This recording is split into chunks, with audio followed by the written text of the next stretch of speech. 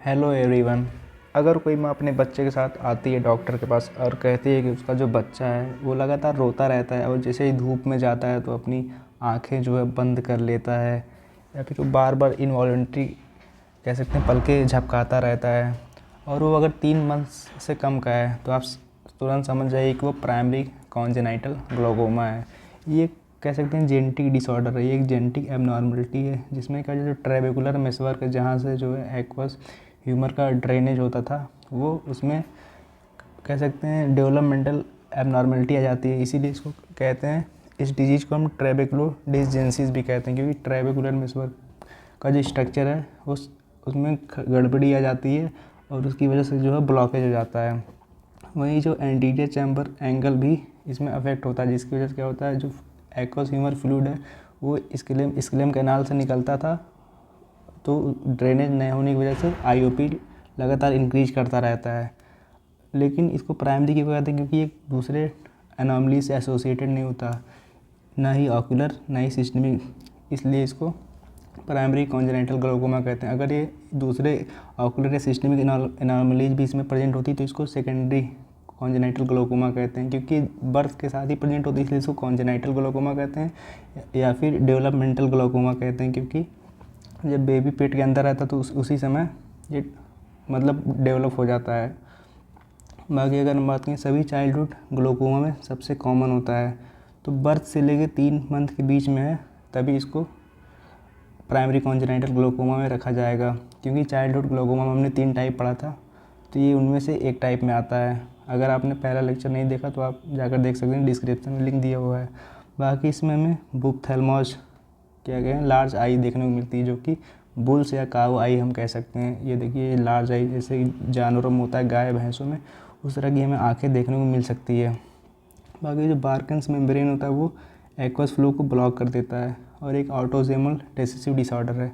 कॉन्सैग्यूइनस marriage में देखा जाता है जो कि बहुत क्लोज ब्लड रिलेशन में जो लोग मैरिज कर लेते हैं उनमें ऐसा पाया जाता है। बाकी ट्राइड अप सिम्पटम में हमें ये देखने को मिले तो इसको आप बीपीएल से याद कर सकते हैं, ब्लेफेरोस्पाज्म, फोटोफोबिया और लैक्रामेशन।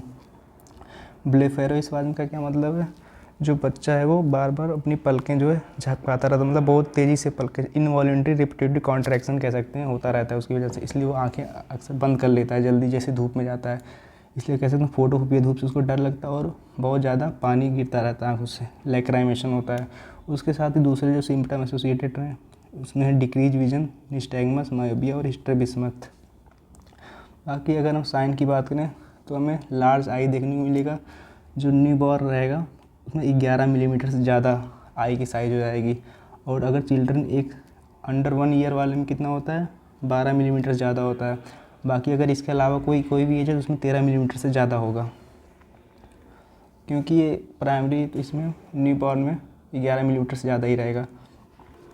बाकी अगर हम हैजी कॉर्निया की बात करें तो कॉर्नियल ईडिमा की वजह से कॉर्निया जो हैजी हो जाती है।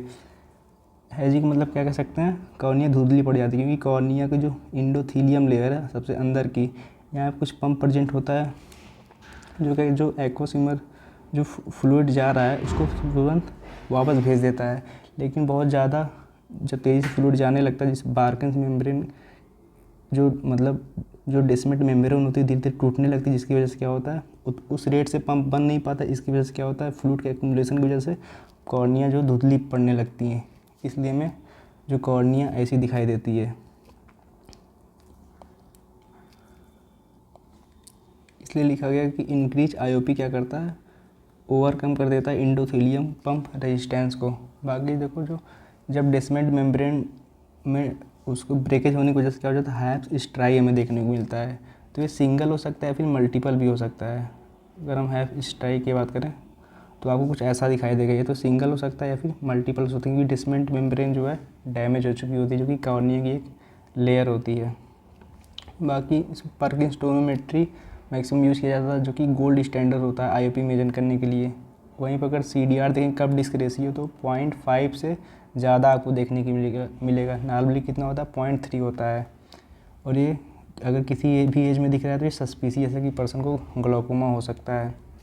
बाकी कब डिस्क रेशियो ऑप्टिक डिस्क का जब ग्लोकोमा का ही एक पार्ट है तो जब उसका लेक्चर बनाएंगे तो वहाँ आप पढ़ सकते हैं। बाकी अगर हम ट्रीटमेंट की बात करें तो इसमें हम बीटा ब्लॉकर देते हैं जो कि फर्स्ट लाइन ड्रग है।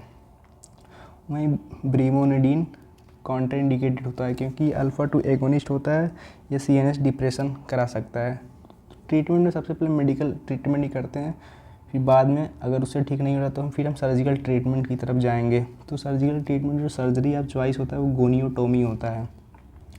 गोनियोटोमी जो सेफ़र होता है लेकिन रेयर होता है, क्योंकि गोनियोस्कोपी इसमें करना डिफ़िकल्ट होता है हैज़ी कॉर्निया की वजह से, क्योंकि कॉर्निया अगर धुंधली रहेगी तो गोनियोस्कोपी नहीं कर पाएंगे, क्योंकि वो एंटीरियरली करते हैं, क्योंकि उसमें एंगल को देखने की कोशिश करते हैं। अगर एंगल साफ नहीं दिख पाता उसकी वजह से क्या होता है, गोनियोटोमी सर्जरी करने में दिक्कत होती है। तो वहाँ पे हमें ट्रैबेकुलोटोमी सर्जरी को प्रेफरेंस देते हैं। तो ट्रैबेकुलोटोमी और ट्रैबेकुलेक्टमी दोनों के कॉम्बिनेशन मैक्सिमम यूज़ किए जाते हैं ताकि प्रोसीजर को मतलब आसानी से किया जा सके in the case of hazy cornea. तो इसमें होता क्या है कि जो ट्रैबेकुलर मेसवर्क होता है उसके पार्ट को कह सकते हैं कट करके निकाल देते हैं, जिसकी वजह से जो फ्लूइड का ड्रेनेज वो आसानी से हो जाए। तो यदि ये सर्जरी पहले का था तो ट्रैबेकुलर मेसवर्क में हल्का सा कट कर देते हैं और उस ट्रैबेकुलर मेसवर्क के कट करके पार्ट को निकाल देते हैं, उसी को ट्रैबेकुलेक्टमी कहते हैं।